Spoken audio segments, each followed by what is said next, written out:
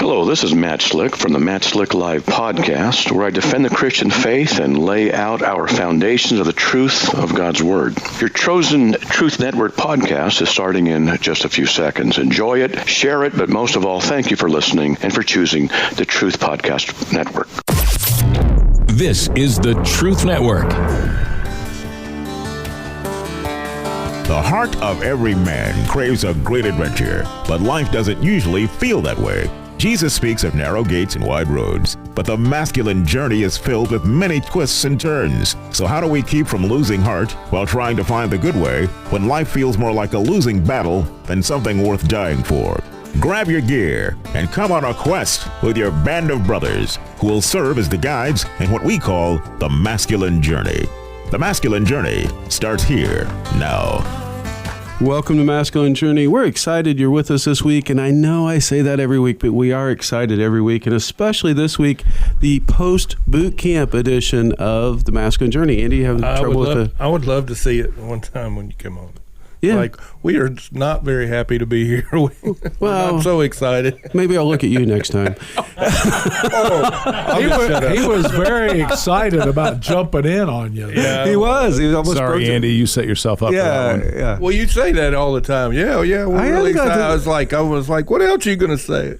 We are excited. We are excited they're with us this week. And we are on the post-boot camp show. And this is one of our favorite shows of the year. We actually have two of them throughout the year that we do this on. But it's it's kind of a recap of our favorite clips / moments / things that God did or things that happened at boot camp. And that's what this show is going to be about. And the after hours will continue it. And we just have a plethora of clips. Jim, that's a word for you. A whole bunch. More than a few. Yeah, more than a few. We've got quite a several. Quite a several, yeah, more than I can count. And that's not because I ran out of fingers. That's really what the limitation was on that. But Robbie, you actually have the first clip for this boot camp show. So you want to tell us a little bit about it? Yeah, well, one of the neat things about boot camp for me always is we have movie night, usually 2 different nights.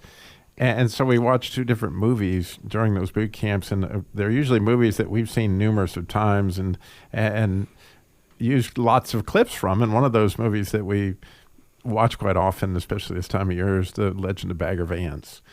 And, it's just a neat thing. All the guys sitting there watching this movie, eating popcorn, but you've been with God all day long. You've had covenant of silences. You've been with guys that are really, running after the heart of God for a day.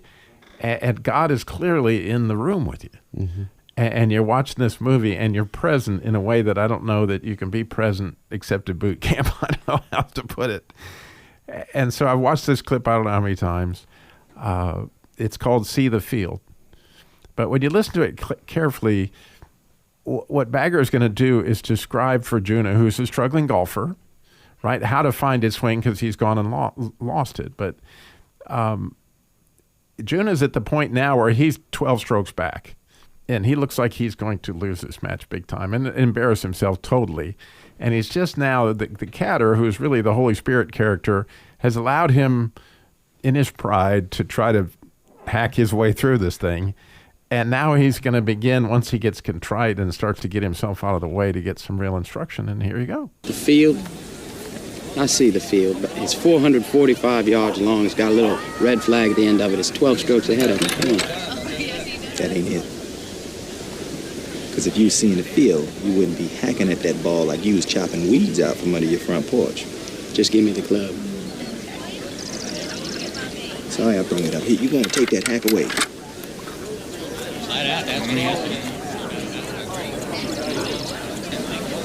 All right, what's the field? Fix your eyes on Bobby Jones. Knock it out there, Bobby.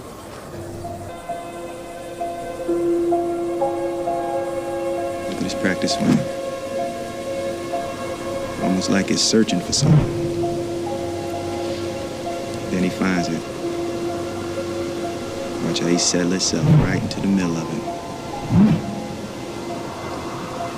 Feel that focus.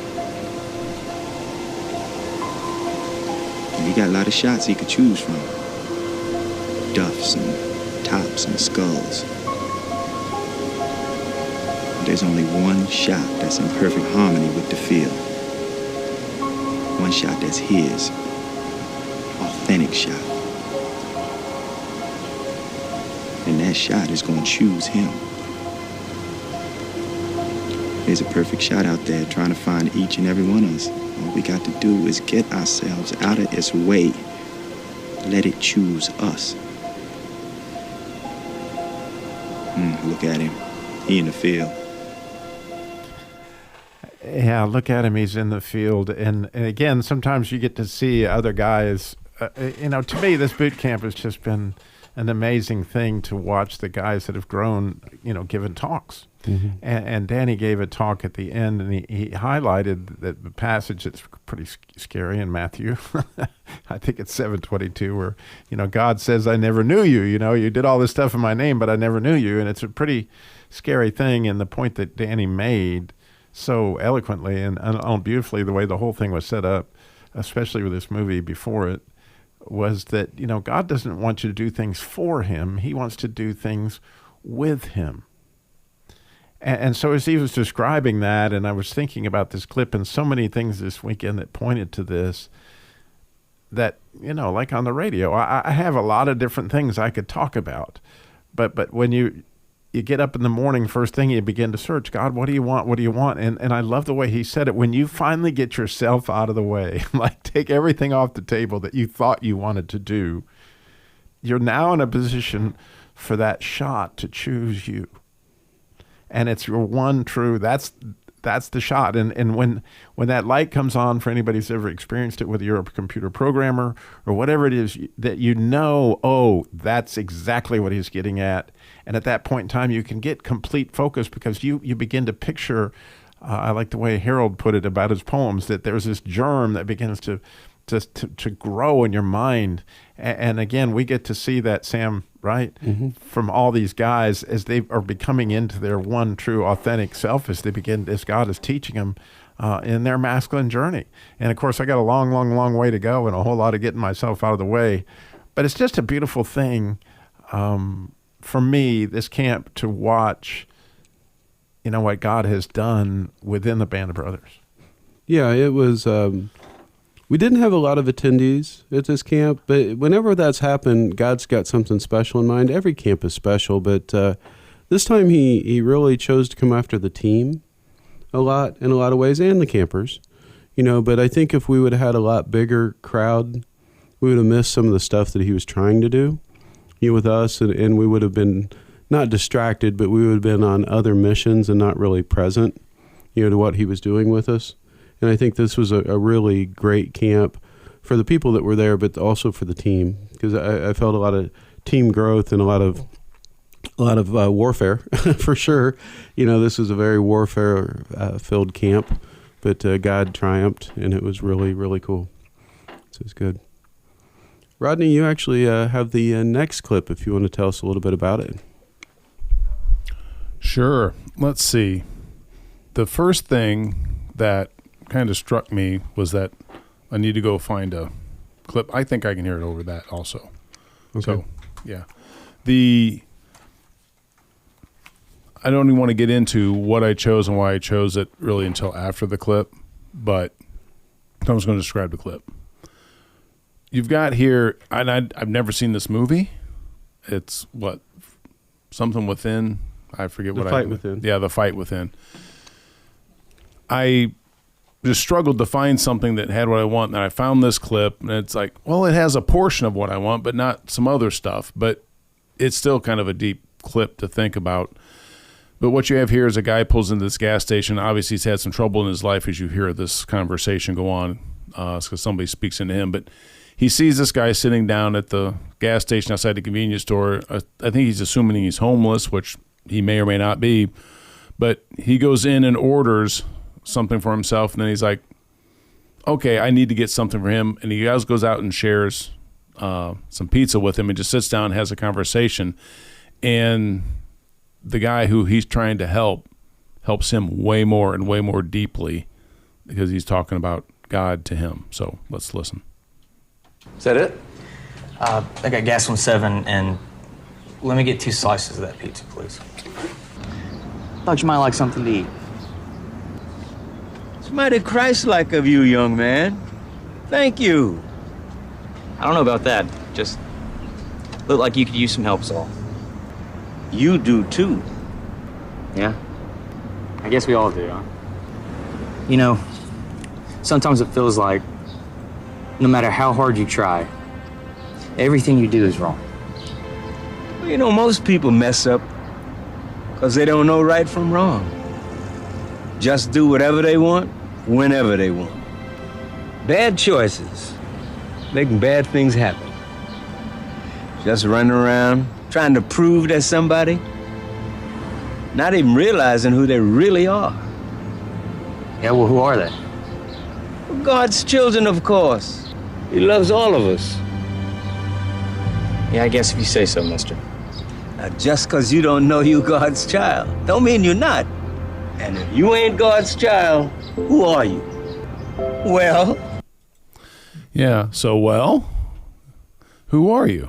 And it's just amazing how God orchestrates all of us to be where we're supposed to be all the time, to do his will throughout eternity. Now, you started thinking of, wow, how he put certain people into our lives, certain people into the boot camp routine.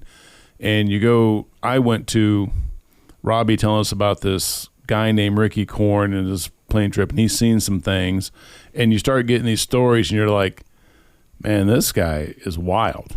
There's all these stories about his past, what he's done, and you're thinking about many, many, many things other than really who he is.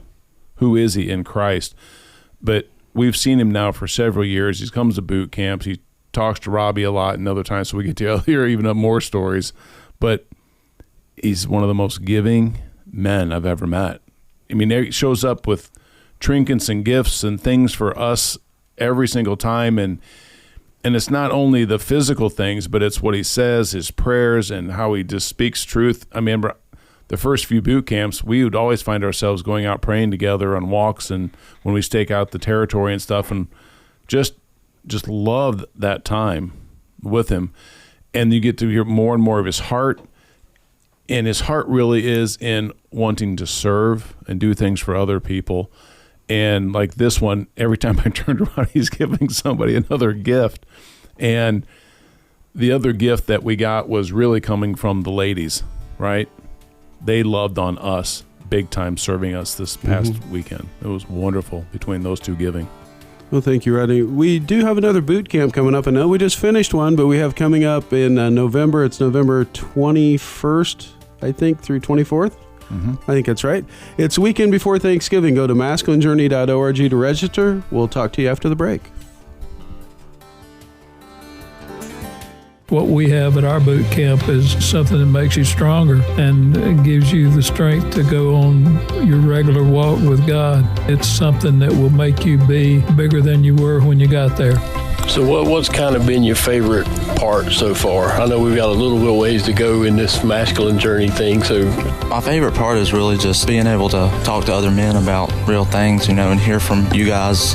You guys have been through a lot, and just listening to these guys' stories, their advice, it's really uplifting to me. Kind of grown up in church my whole life. I really haven't been as close, and I feel like coming to boot camp has helped me get more close because, I'd kind of gotten to a point where I'd fallen away a little bit. And then my first boot camp, my mom told me about it, and I was like, okay, yeah, we'll go. We'll check it out. We'll see. And then I came, and I was like, I'm always going to come back because I'd never been to a place like that before. I really appreciate you guys. I'm glad I can be here. Register today at masculinejourney.org.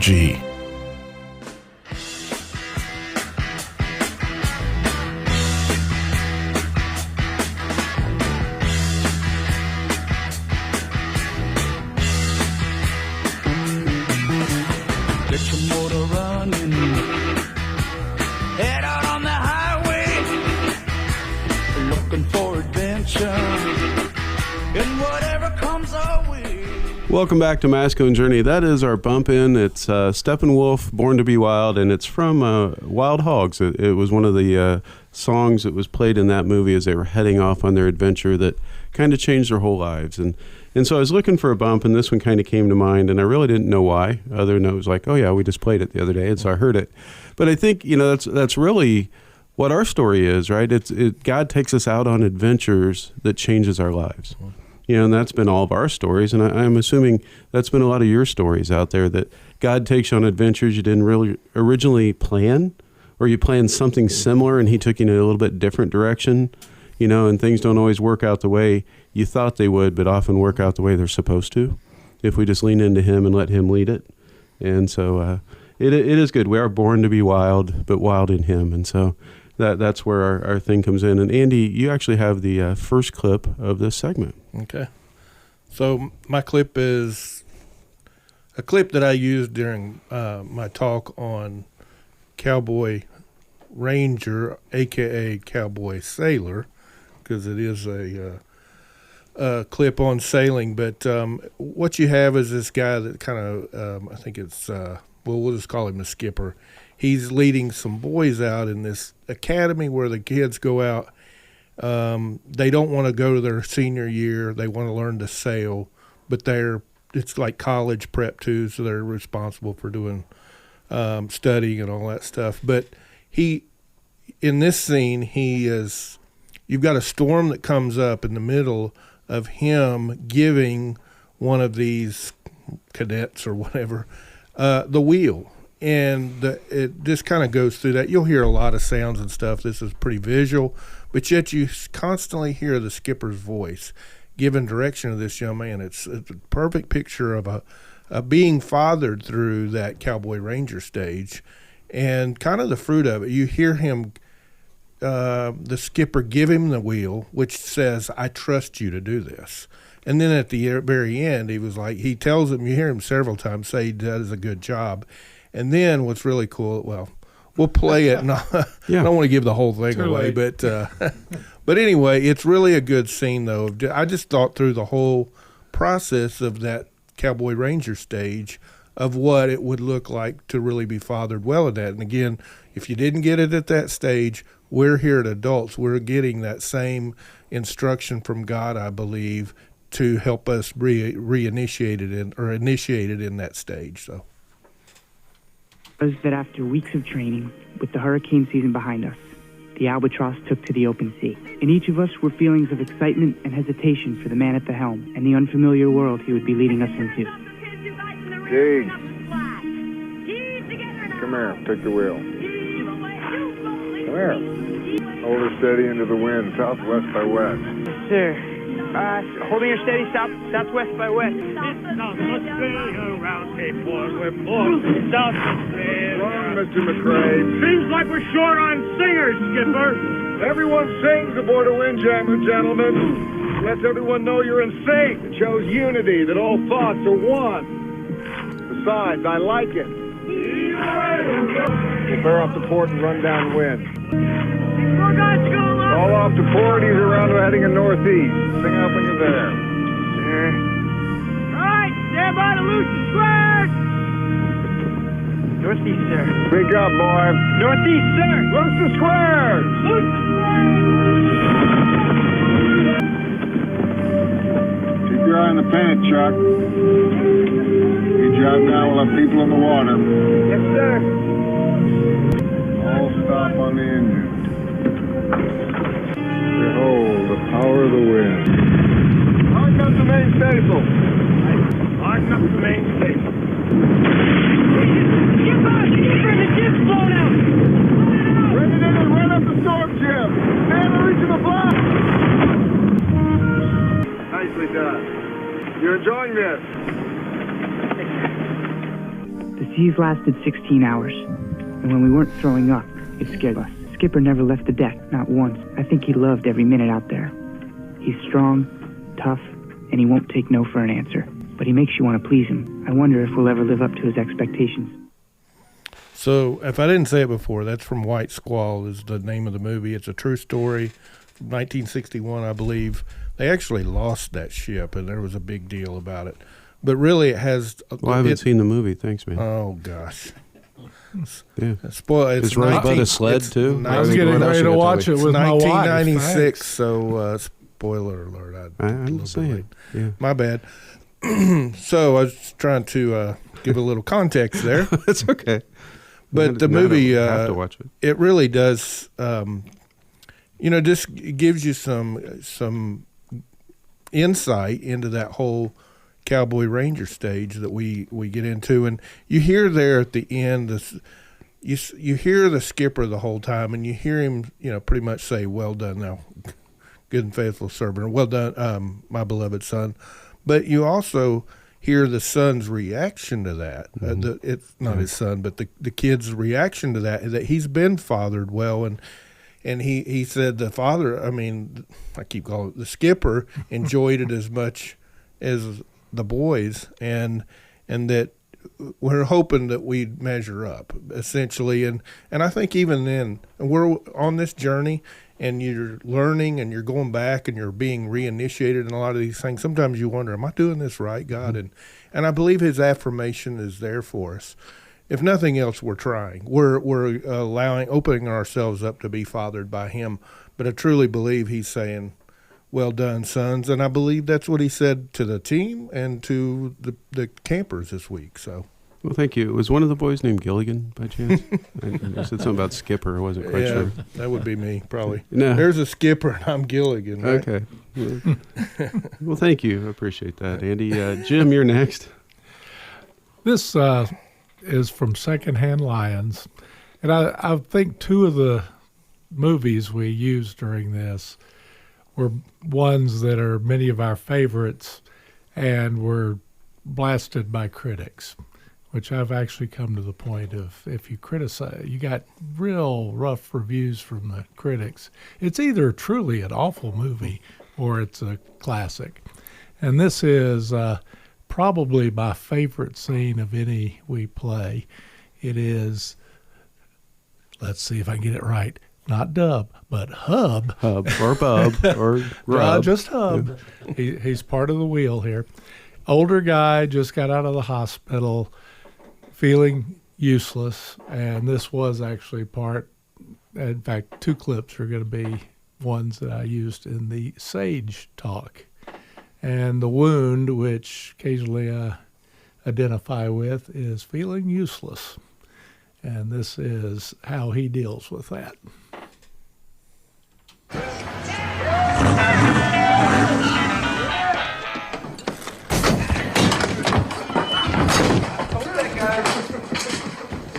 Hey, old man. How's that barbecue? Give me some. We're busy. We won't get lost, all right? What did you say? Here's a perfect example of what I've been talking about. Since this boy has been given everything but discipline. And now his idea of courage and manhood is to get together with a bunch of punk friends and ride around irritating folks too good-natured to put a stop to it. Hey, who do you think you are, huh? Just dumb kid, huh? Don't kill him. Right. Hub McCann. I fought in 2 world wars and countless smaller ones on 3 continents. I led thousands of men into battle with everything from horses and swords to artillery and tanks. I've seen the headwaters of the Nile and tribes of natives no white man had ever seen before. I've won and lost a dozen fortunes, killed many men, and loved only one woman with a passion a flea like you could never begin to understand. That's who I am.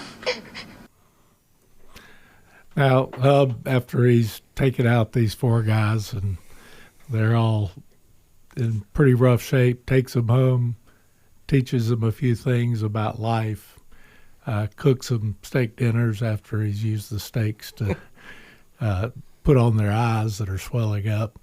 And it's a beautiful example of finishing well, of not giving up and rolling over and play dead. And that's part of why I love this one, and the final outcome on that. If you haven't seen the movie, please get it, watch it. I'm not going to ruin it like some might with the ones they're talking about, but it's an outstanding movie. Very family-friendly movie. Yes. For sure. The whole family can watch it, and it's very good. And thank you. Harold, do you want to take us home on this part? You want to tell us a little bit about your experiences at camp? We got a couple minutes left, about a minute and a half. Yeah, that clip is one of my favorites as well. But the part, I guess, that I like the most is the loving one woman with a passion. And I have a selfish thing. My favorite thing from boot camp was when Robbie let me talk about having been married for almost 60 years now to my sweetheart. Nothing tickles me more than to be able to talk about her. I've been in love with that woman since we first met. In fact, we were engaged within the first 6 weeks that we knew one another. But it took about another 18 months before we could get married. I had to finish school first. And so anytime there's a talk about that, it catches my attention right away. The other part I liked was about Robbie was I am, in my own eyes, if not in others, that warrior poet.